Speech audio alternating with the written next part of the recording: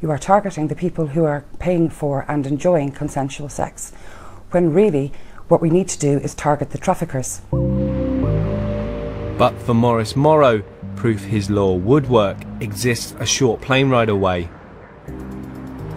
Where are you off to today? Stockholm. In a place where this law has been up and running since 1999.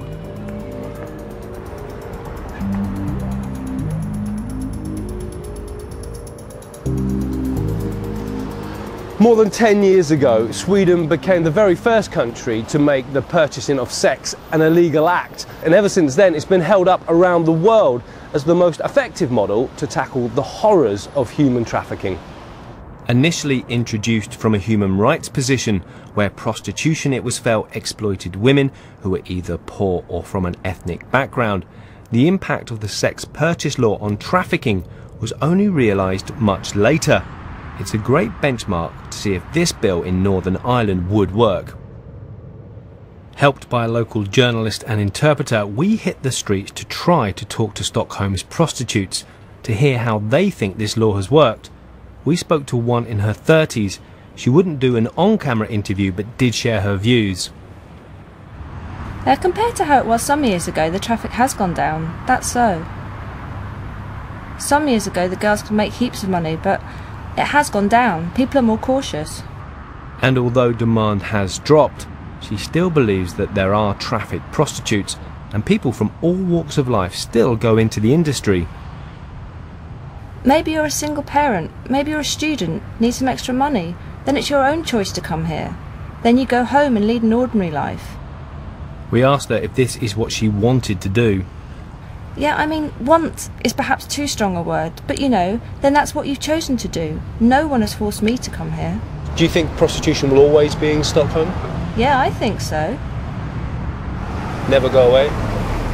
No, I don't think so. Now, I've only spent a couple of hours on the streets of Stockholm, but I've seen numerous prostitutes, I've seen them doing business, leaning in and out of cars, and I've seen users looking for them. And I spoke to a prostitute who said, although demand has dropped, if men want sex, they're going to find sex.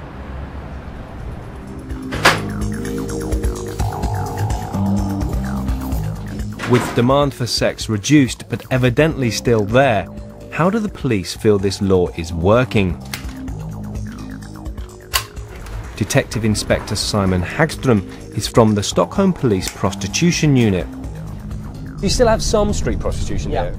Although it has drastically been decreasing after the sex purchase law. Before the law, we could have about 60, 70, up to 80 women an ordinary night. Yeah. Today, if you would go out later tonight, you will find about 10, 15, a little bit more at weekends.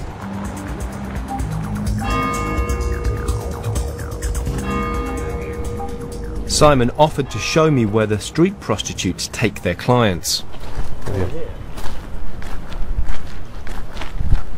It's not the most likely place I thought we were going to end up.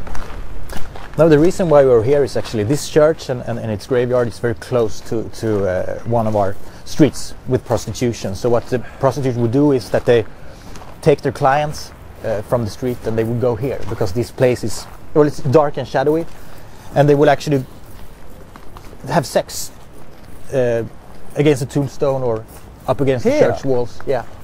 So why would they be that desperate to come to a place like this? Well, many times because the buyer might have a family, so he cannot bring home the woman, and the street prostitutes, most of them don't have places to have sex. When you deal with people who go to those extremes, you know, to have sex in a graveyard with a prostitute, is a fine actually going to be a deterrent to them? I mean, for a first-time offender, I would say that a fine is probably deterrent. The evidence of sex was everywhere, with used condoms lying all around the church. It makes me think, though, Simon, if you keep coming back and arresting people here, that the deterrent isn't working because they're still doing it. Well, you have to think of, if we would not have had this law, what would the situation be like then? Do you think it would be much worse? I would say it probably 10 times worse. Maybe 20, 100 times worse. But there are critics here who feel that the reduction in street prostitution owes more to the internet moving the industry indoors than to the introduction of the law. I went to meet Petra Ostergren, a writer on the sex industry. Hi Petra. Hi, how are you, Simon? How are you doing? Come on in. Thank you very much.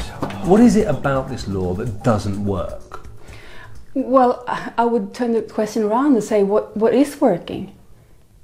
I mean, it's claimed that prostitution has lessened. We have no evidence of that.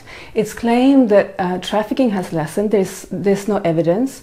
It's claimed that it has deterred men from buying sex. There's absolutely no evidence. So we can go on and on with the list, but there's no proof. Before the law was put in place, myself and some other people voiced concerns, such as that the life for sex workers who are already marginalized, their lives would be worse. We warned that it would be harder to choose what client you would go with. It would be harder to negotiate safer sex practices. We warned that the stigma against sex workers would raise. And most of these things have happened.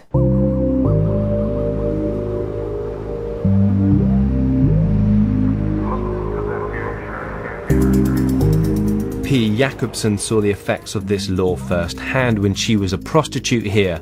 Now a campaigner for sex workers' rights, she believes that laws like this are not needed. Some people call me naive, but I believe that, you know, the laws that protect you could probably protect me as well. And you can point your finger at any problem we have in the sex industry, and there will be a law for that already. We have laws against sexual exploitation, about slavery, about forced labor, about child labor, about kidnapping, rape. All those laws are there. Use them. It would be a more effective way to deal with exploitation in the sex industry. But Sweden's leading expert on human trafficking, Detective Inspector Cashel Wahlberg, is convinced the law has led to a 75% reduction in street prostitution, which has had an impact on traffickers.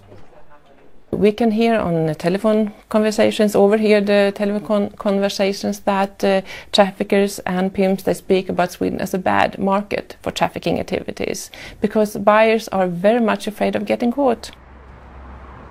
She also believes the law has changed the attitudes of the Swedish people. It has an important impact because legislation communicates values in society at first, and legislation, most people want to stand on the right side of legislation, so it works on most people, but it doesn't work 100%. We don't have any legislation that works 100%. I've heard arguments that these two subjects, prostitution and trafficking, shouldn't always be mixed, that they are somehow they're separate things. They're linked to each other, because if there were no prostitution and demand for sexual services, there would be no trafficking.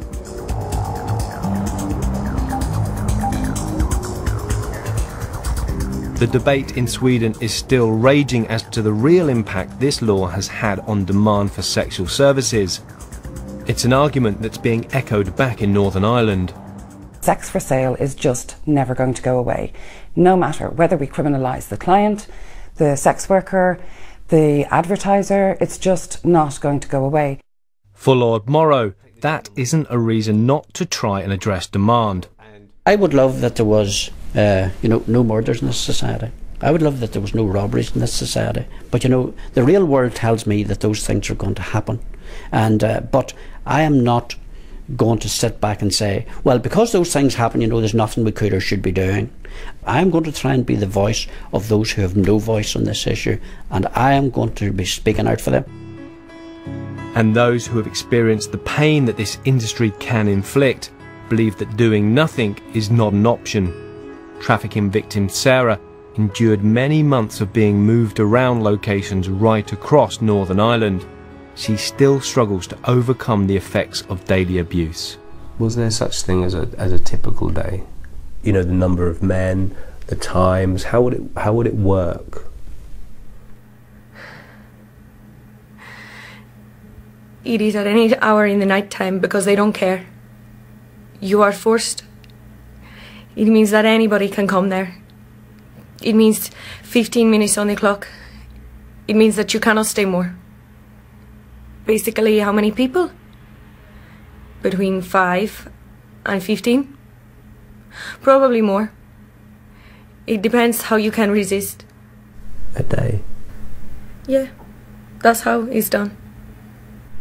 Every day? Yeah. Till you cannot walk. How do you survive that? You don't survive. I wish sometimes to be dead, not even to be there. And how often did you get beaten? Every day. Every day. For what reason? No reason. Just if I was looking on the window, or probably if I was missing my family or something. They would just beat you for that? Why? Because that meant you couldn't work? Because they want to make you weaker, so you can fail. So they can create addiction in you. You don't have food, you don't sleep, you don't have freedom. You cannot even watch the window.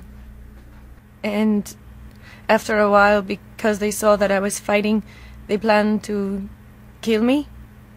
But they didn't, they couldn't, because people were paying money for me. Did you believe them they were going to kill you? Yes, I believe.